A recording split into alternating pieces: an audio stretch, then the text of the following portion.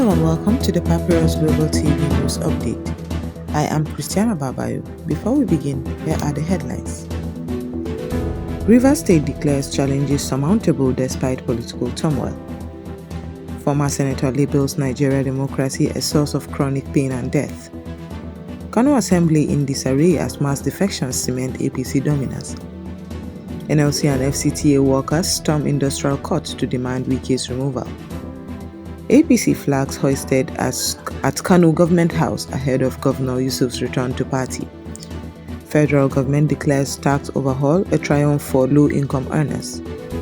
Nigerian schools reintroduce history as government cracks down on graduation extortion. And now the news in full. Governor Siminalayi Fubara's administration in Rivers State says it remains confident that the state will surmount current political and administrative challenges with divine support and the resilience of the people. The governor's spokesperson conveyed this stance on Monday, 26 January, as the state continues to navigate a long-running governance dispute between the executive branch and the Rivers State House of Assembly, which escalated last year amid impeachment threats and legal bottlenecks. The statement highlighted that despite tensions between the legislature and the governor's office, supporters of the administration remain unfazed and committed to advancing development programs across the state. The message of enduring faith and optimism was framed as central to the administration's approach to resolving disputes and sustaining governance. State government officials reiterated that numerous infrastructure projects, including road repairs, health facility upgrades, and social welfare initiatives will continue despite ongoing political pressure. The governor's camp emphasized that community development remains a priority and pledged ongoing engagement with stakeholders at all levels to ensure stability and progress. The state remains a key economic hub in southern Nigeria with heightened expectations from citizens for consistent policy implementation and public services.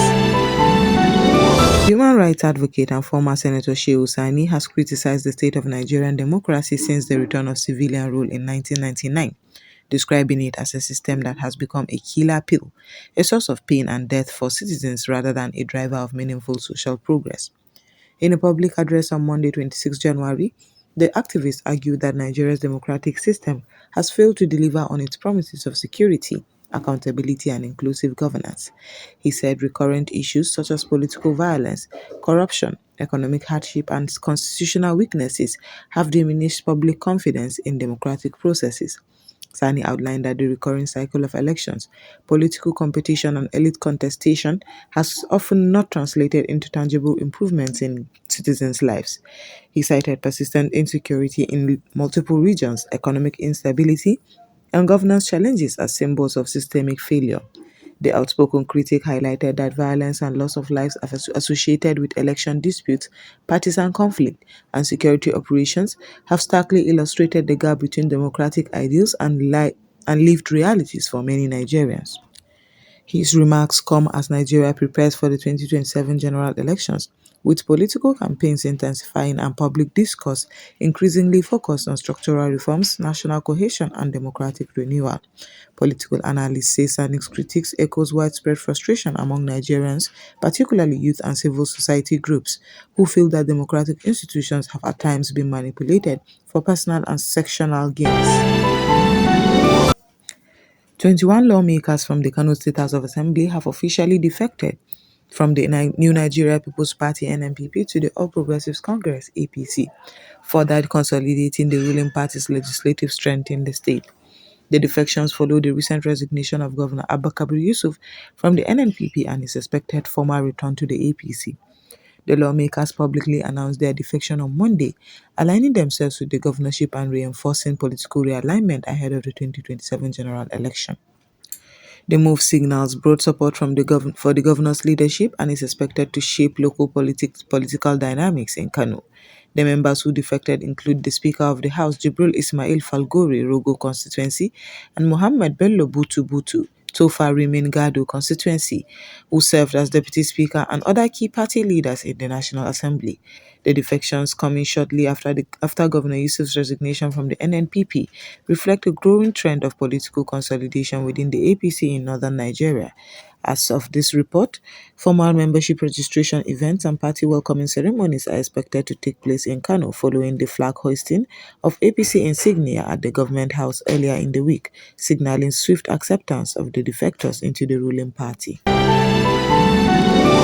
Workers of the Federal Capital Territory Administration FCTA, supported by the Nigeria Labour Congress NLC, converged on the National Industrial Court of Nigeria in Abuja on Monday as part of an ongoing indefinite strike demanding the removal of the FCT Minister Nyesom Wike. The labor action, which has disrupted civil service operations across the territory, stems from a prolonged dispute over unresolved welfare issues, including unpaid promotion arrears, inadequate working tools, and poor working conditions, according to union leaders. The NLC threw its weight behind FCTA workers, describing the strike as a legitimate response to what it described as disregard for workers' rights and agreements. Protesters gathered early at the court's premises, carrying placards with calls for Wike's removal and pressing for urgent government intervention on labor matters. Their presence at the industrial court marked an escalation of tactics in a dispute that had already halted basic services in parts of Abuja. Labor leaders stated that several warnings and negotiation efforts had failed to resolve the deadlock, leaving workers with no option but to escalate their action to the judiciary and public sphere. The court appearance coincided with legal filings by the FCTA and the minister, who earlier sought judicial intervention to restrain the strike as unlawful. A separate hearing was scheduled on Monday in the National Industrial Court to address procedural arguments about the legality of the strike action and whether the We unions will met now go on a statutory short break, and when we requirements come back, we before need to embarking on continue. a full Stay shutdown. tuned. The Papyrus Global, we don't just cover events, we create cinematic experiences. From red carpets to birthdays, gala dinners, and your fairy tale weddings, we bring your moments to life with high-tech precision. Our gadgets are smarter, our lenses sharper, and our team simply world-class. Trust the Papyrus Global to tell your story in the boldest, brightest way possible.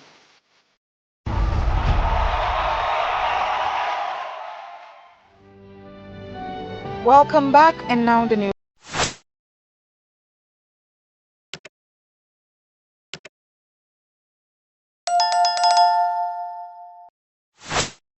Flags of the ruling All Progressives Congress have been raised at the Kano State Government House, signaling the imminent formal return of Governor Abba Kabir Yusuf to the party ahead of 2027 general elections.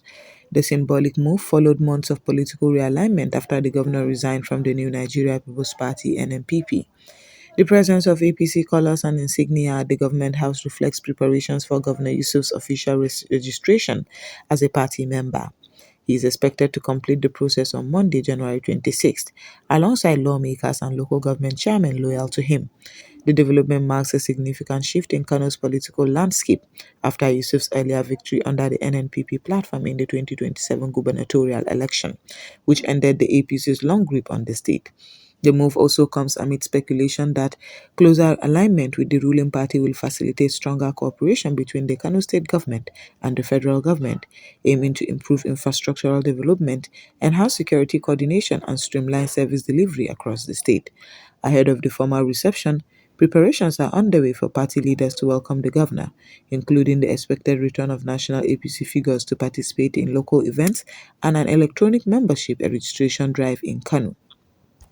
The change also involves over 20 lawmakers from the State House of Assembly, members of the House of Representatives, and all 44 local government chairmen, signaling a broad base of support for Yusuf's return to the APC. The federal government has reported that recent tax reforms changes may have increased take-home pay for many Nigerian workers, with early feedback indicating reductions in pay-as-you-earn payee deductions are resulting in more income in workers' hands. The tax reforms, anchored on the newly implemented Nigerian Tax Act and the Nigerian Tax Administration Act, is aimed at simplifying the tax system, eliminating multiple taxation points, and broadening fairness across income groups. According to government fiscal policy officials, adjustments to payee deductions under this framework have already begun to ease the tax burden on salaried employees, resulting in higher net earnings in January 2026 salaries. The reforms are targeted at providing relief to workers and encouraging compliance by aligning deductions more closely with the new tax regime. Government projections suggested that up to 98% of Nigerian workers may pay no payee tax, or significantly less than under the previous tax system once the reforms are fully implemented. This is expected to provide financial breathing room for households facing economic pressures. The federal government of Nigeria has moved to reintroduce history into the official national school curriculum and announced a ban on compulsory graduation ceremonies in nursery schools that have been criticized as financial burdens on parents. The policy change was confirmed on Monday, 26 January, by the Minister of Education, who explained that history will once again become a core subject from primary through secondary levels, reversing years of diminished emphasis on the subject in formal education. Officials said the decision aligns with efforts to strengthen national identity, promote cultural awareness, and give Nigerian students a deeper understanding of their past from pre colonial societies through independence and post independence development. Education stakeholders have long argued that robust history teaching is essential to fostering critical thinking, citizenship values, and an appreciation for Nigeria's diverse heritage. Alongside the curriculum change, the government also moved to address controversial practices in early childhood education. Nursery graduation ceremonies, often held at the end of primary school and accompanied by mandatory payments for gowns, certificates, parties, and other items, have been widely criticized by parents and advocacy groups as extortionate and unnecessary. The Ministry of Education directed all state and private schools to cease compulsory graduation events for nursery pupils. According to the policy, any celebration that at that level must be voluntary with costs not imposed on parents as a condition for participation or progression. The government said it will soon issue implementation guidelines for schools and educational authorities to ensure the new directives are applied consistently nationwide, and would engage with Teachers Union, Parent Teacher Association, and state education ministries to support a smooth transition. And that's all we have on the news update on Papyrus Global TV. I am Christiana Babayo. Thanks for joining us.